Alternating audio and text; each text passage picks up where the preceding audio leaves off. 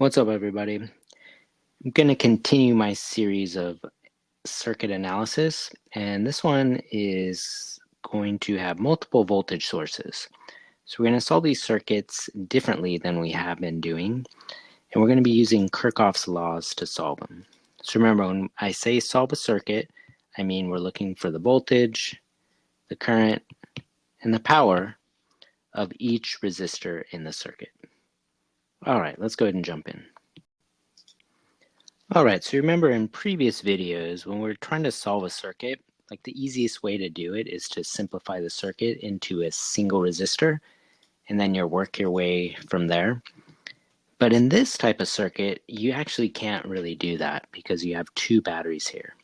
And there's no easy way to simplify this into a single battery and a single resistor. So instead what we're going to do is we're going to employ Kirchhoff's laws to solve this type of circuit. So the first thing to do is you're going to kind of draw, we're going to use Kirchhoff's loop law, or voltage law, voltage/loop law to solve it. So remember what that says is when you have a loop in the circuit, so let's say I draw a loop like this, then the sum of the voltages around the circuit is going to add up to 0. So what you want to do is draw loops in your circuit so that you encompass all the elements of the circuit. Now for this particular circuit, you have 3 possible loops.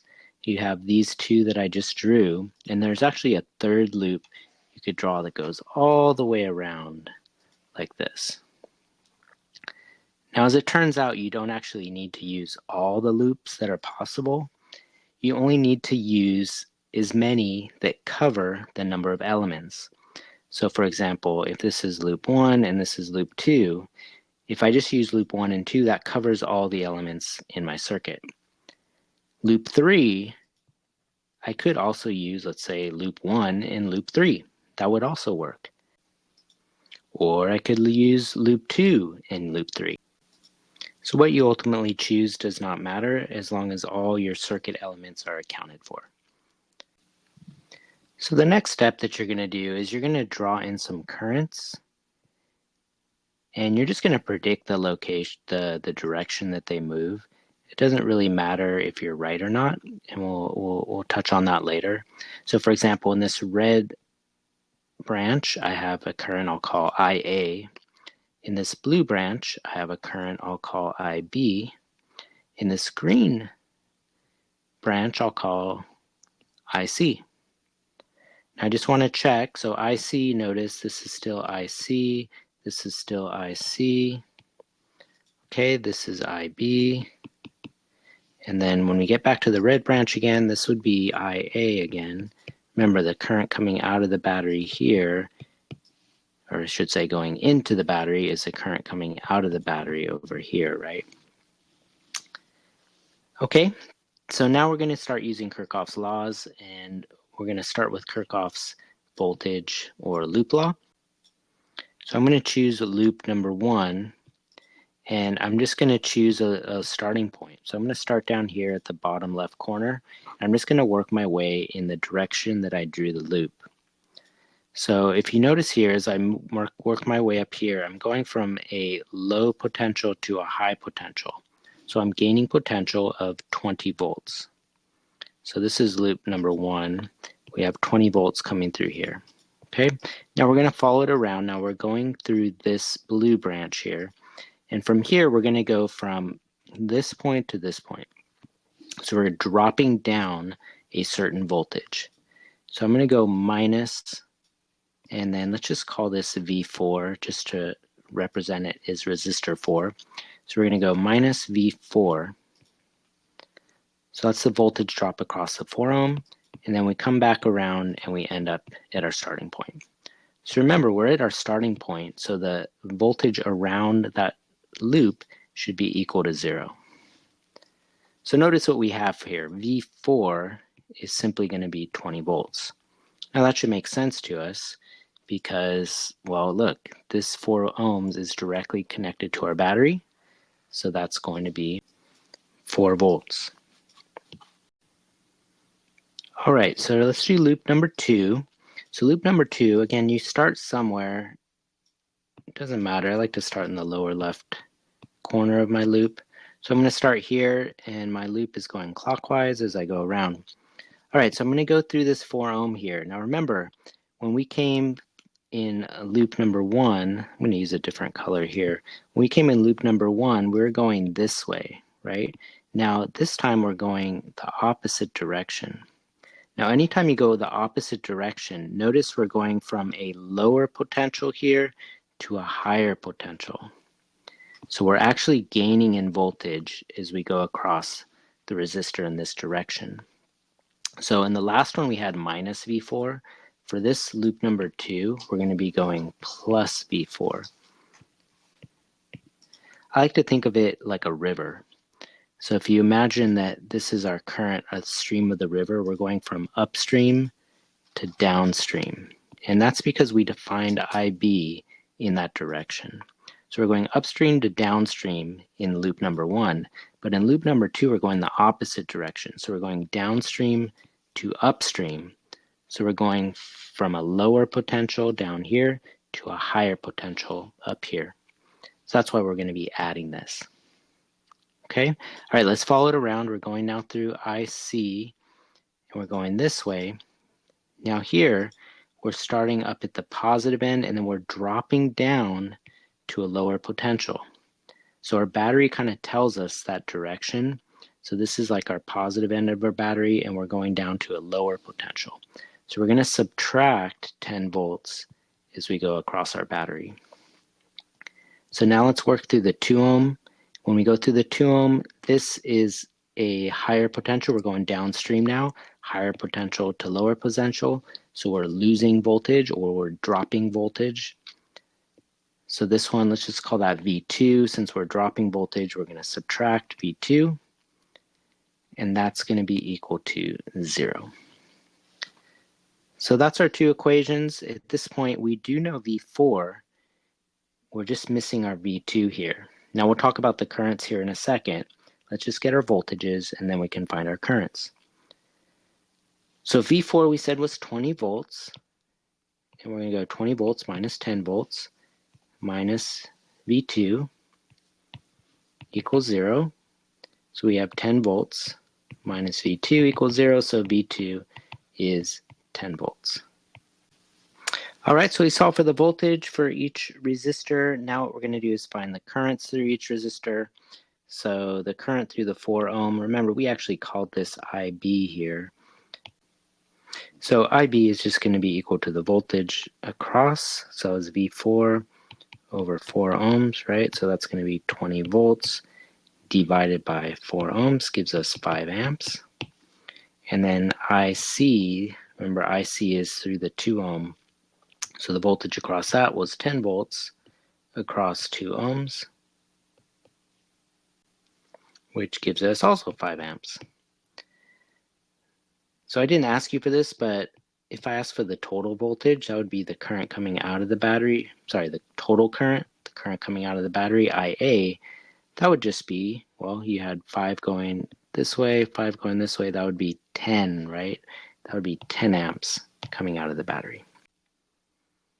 All right, I'm going to do another one. This one's going to be slightly more challenging.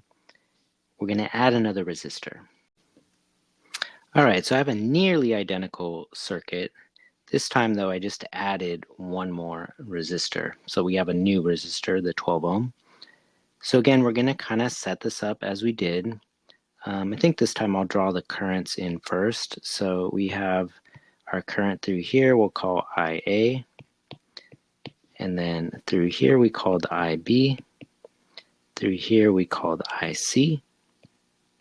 Okay, now the direction of the currents, again, it's arbitrary. Like I can draw these different ways.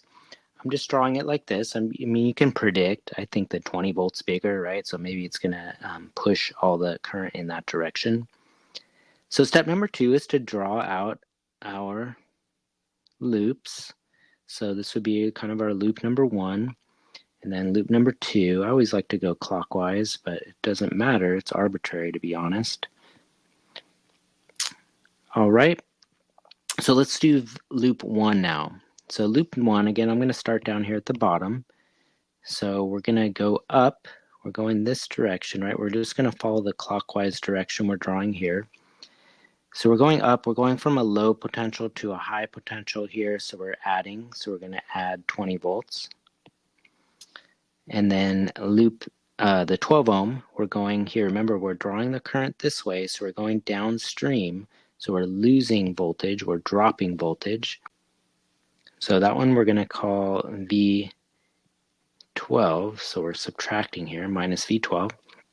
We're going to continue down the circuit on the 4 ohms. Again, we're dropping voltage, so we're going to go minus V4. And now we're back to our starting point, so that should equal 0. Okay, let's do our other loop. Now notice, since I didn't add anything in this loop, it's going to be the same exact equation that we did in the last one. But let's just go through it one more time. So we're following clockwise around our loop. So here we're going upstream. So we're gaining voltage. So we're going to go plus V4. And then as we move through here, we're dropping on our battery. And so that's going to be minus 10 volts. And then as we go through the 2 amps, again, we're going downstream. So we're losing voltage. So this one's going to be minus V2. And that's going to equal 0. So in the last video, at this point, we could just solve it. Here, I hope you notice, we actually have 3 unknowns, V4, V2, and V12. Those are unknown. So we can't solve it because we only have 2 equations. So what we're going to do is we're actually going to use Kirchhoff's current law, or sometimes called the node law. And what this says is we look at our node or junction. You also see that word, junction law. We look at any junction in the circuit. So I'm going to look at this point right here. And what I want you to notice is that the current coming into the junction has to be equal to the current coming out of the junction. And that's Kirchhoff's junction law, Kirchhoff's current law. So in other words, IA has to equal IB plus IC. Okay, that's conservation of charge. The charge in has to equal the charge coming out. So now if you look at this, you might say, well, you didn't actually make it easier because I just added 3 more variables. I added 1 equation, but added 3 more variables. But remember, we can now use Ohm's law, because if you look at our circuit, V12, I'm going to write it down here, V12, that's just the current through 12, which is, we're calling IA, times the resistance of that, so that's 12 ohms. And V4 is just going to be IB times 4 ohms. And V2 is just going to be IC times 2 ohms. So in other words, if I rewrite those other 2 equations that I started with, I could write that as 20 volts minus IA times 12 minus IB times 4 equals 0. And then the other equation I could write as IB times 4 minus 10 minus V2, oops, not V2, I2, sorry, IC times 2 equals 0. All right, so if you check this out, we now have 3 equations, 3 unknowns.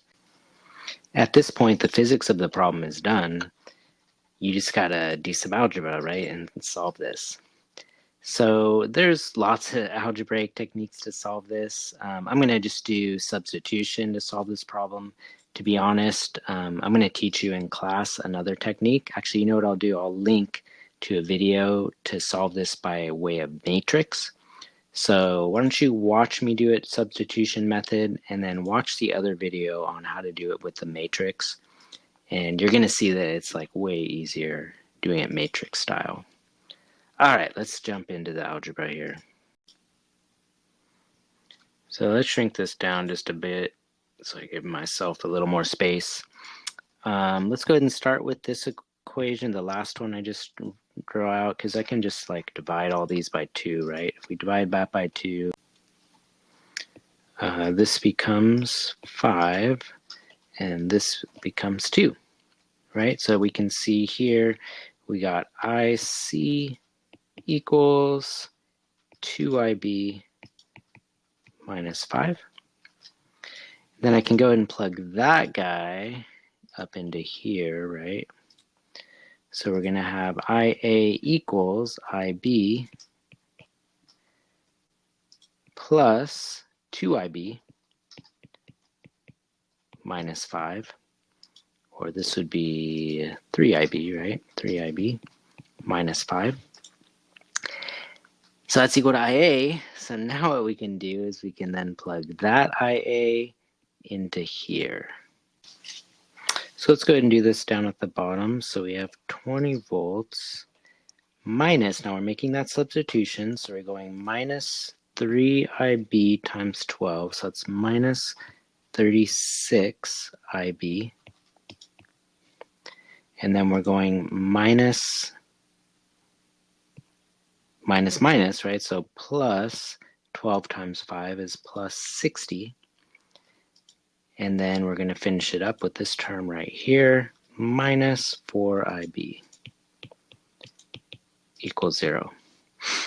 Actually, to tell you the truth, the algebra is not that bad on this. So the matrix probably wouldn't necessarily save you any more time on this particular one. So we got 80 volts, 20 plus 60 equals 80, and then we'll add 36 IB to 4, that gives us 40, and then we'll add it to both sides, so we got 40 IB here.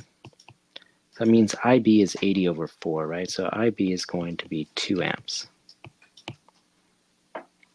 So 2 amps. So that's 2 amps. Remember, that's going through this 4 ohm bracket. So the IB, which is the I for the 4, is going to be 2 amps. Now to solve for the other currents, we're just going to substitute it into those equations that we derived. So for example, IC would be 2 times 2, which is 4, minus 5. So notice IC, this is interesting, we're getting negative 1 amps for that one. So what that means is we predicted the direction of IC was going to be to the right here, but we got negative 1 amps. So that means we were wrong. That means the actual direction of the current is this way, to the left. So that's all that means. So when you predict your currents, you're sometimes going to be wrong here. So IC, I would still say is 1 amp, but the direction, I'm just going to redraw the direction to say it's moving to the left here. Okay, now IA should be pretty straightforward at this point. So remember, IA is equal to IB plus IC right here. So that means IA is also 1 amp. Okay, because we had 2 going this way, and we had 1 coming in this way. So that means there must be 1 coming in this way, right? We had 1 coming into the junction to the right, 1 coming into the junction to the left, and that means 2 amps is going down this branch. Okay, all right, so let's just wrap this up. We're going to find the voltages across all these. So those are going to be really easy to find at this point. We can just say, we'll just use these equations that we have right here, right? So the V across 12 is just going to be IA, which is 1, so that's going to be 12 volts. The V across 4, that's just going to be IB times 4, that's 8 volts. And then the V across 2, that's just going to be 1 times 2, that's going to be 2 volts. All right, hope that was helpful. I'm going to make another one of these just so you can see it. I know they're a little bit tricky, but yeah, let me know if you have any questions, and I will see you in the next one.